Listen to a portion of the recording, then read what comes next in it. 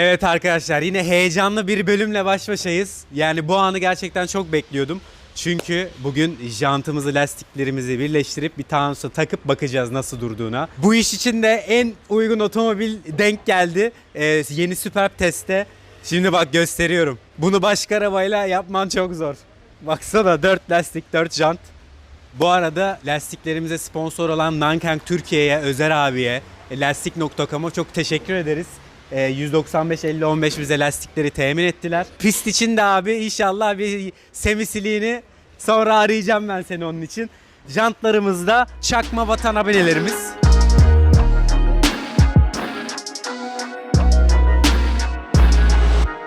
Japoncular bilir. Bir seri bunlar geldi Türkiye'ye ama çok iyi duruyorlar. O zaman indirelim, başlayalım.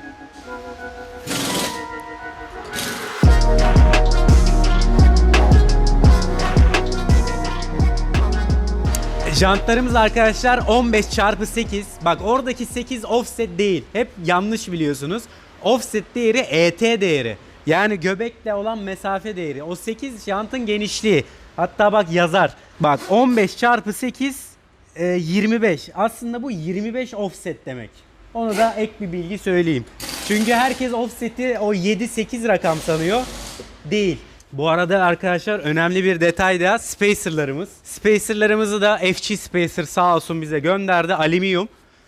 Düşün bak, alüminyum olmasına rağmen önler 20 milim kalınlığında 1.6 kilo geliyorlar. Tarttım bunları. Arkalar 25 milim ama belki azaltmamız gerekebilir ön ve arkayı. Bu da 1.9 kilo geliyor. Yani 3.5 kilo. Tabi hazırlıklı geldim. Şimdi ağırlıklarımızı hesaplayacağız. Ya jantların ne kadar ağır geldiğini çok merak ediyordum. Sence kaç kilo? 7,5. 7,5. Ben de 7,5 diyecektim. Ama neresine takacağız? Koluna girmiyor. Mustafa abi çözümü buldu. Mantıklı. En mantıklı çözüm. Kaç kilo? 5 veya 6. 5 veya 6. Güzel söyledin inşallah. Bence 5-6'dan fazla gelecek.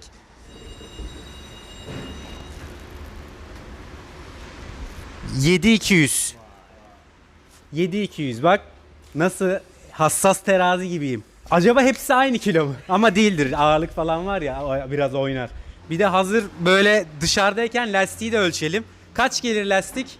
7,5'da o. 7.5'da. 7.700'de lastik. Yani 15 kilo jant lastik.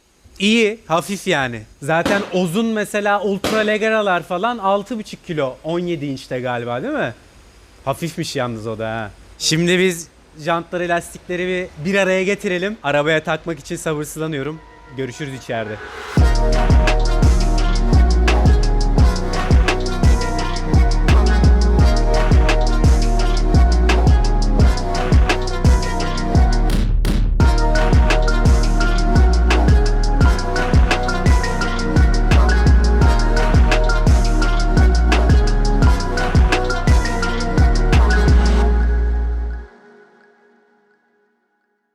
Evet, başlayabiliriz. Eldivenlerimizi de takalım. Siz de mutlaka takın. Hem temizlemesi kolay oluyor hem de tabii bu güvenlik değil ama lastik takarken daha kalın eldiven daha iyi olur tabii. Hem soğuk. Gerçi bu soğuktan fazla bir şey yapmıyor da. Önce tabii lifte alıyoruz. Evet, sökmeye başlayalım.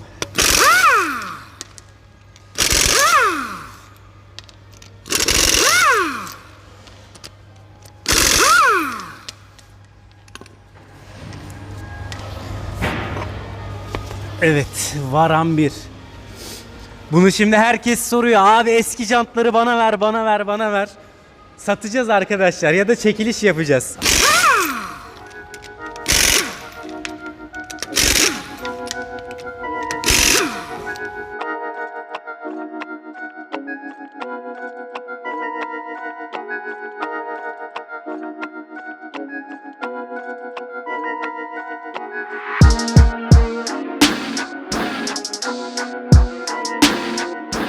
Spacer'larımızı da takacağız.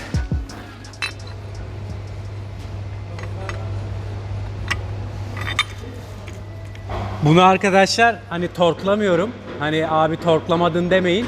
Bunu görsel olarak bakmak için sökeceğiz sonra. Çünkü alt takım falan sökülecek. Görmek için takıyoruz. Sonra torklayacağız tabii ki. Evet, kader anı.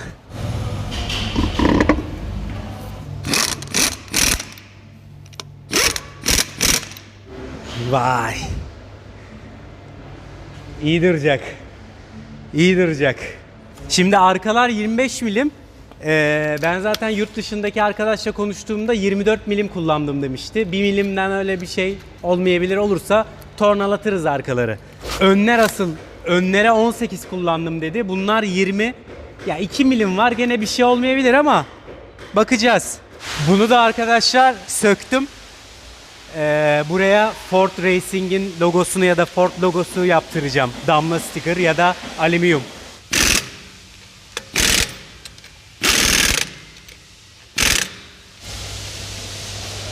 Olacak olacak, güzel olacak.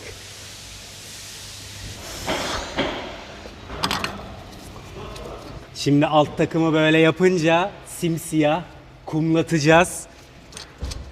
Toz boya olacak. Of, cincik.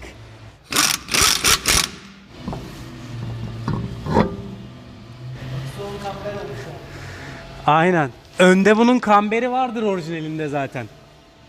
-1 falan diye biliyorum. Bijonlar da güzel durdu, krom. Olur yani, kullanılır.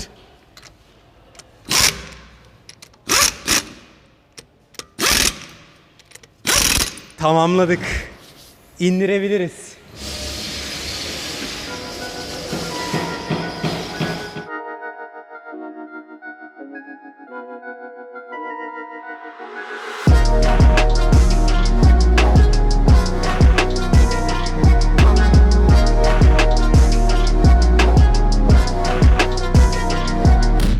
Borvetlerden sonra kendine geldi. Tam oldu. Şimdi tabi daha motor yok, hiçbir şey yok içinde. Bir de ben ekstra -5 düşürecek spor yay aldım. İngiltere'den getirdim. Yaklaşık bir 2-3 parmak kalacak muhtemelen. Ya kafamdaki düşüklük seviyesi o. Hani şu seviyelere inecek çamurluk. Onu da bir Photoshop'ta yapacağım. Şu an koymuş oluruz hatta onu. Bayağı güzel durdu.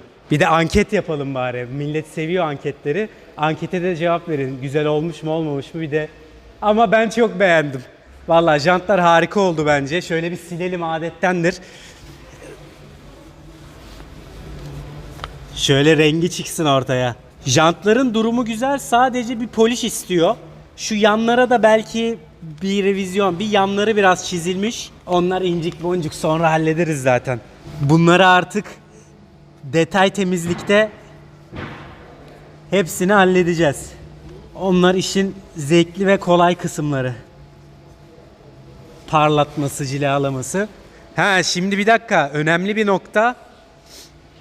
Lastiklerin çıkıklığı kurtarıyor gibi duruyor.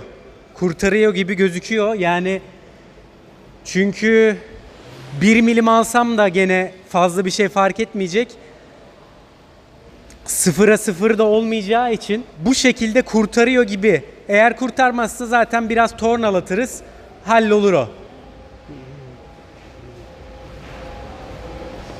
Yalnız lastik bayağı açılanıyor. Sanki açık iti varmış gibi. İyi iyi. Yanlarken iyi olur. Bayağı açılanıyor değil mi? Evet arkadaşlar. Çok merak ediyordunuz. Ben de sizin kadar en az merak ediyordum. Jantlarımız bu şekilde. Yapacağımız tarza bence tam uydu. Buraya da güzel bir Ford logosu, siyah klasik o senelerin, harika duracak. Bu videomuzdan böyleydi. Bundan sonra ne var? Elektriğimiz yapılacak. Döşemeye götüreceğiz.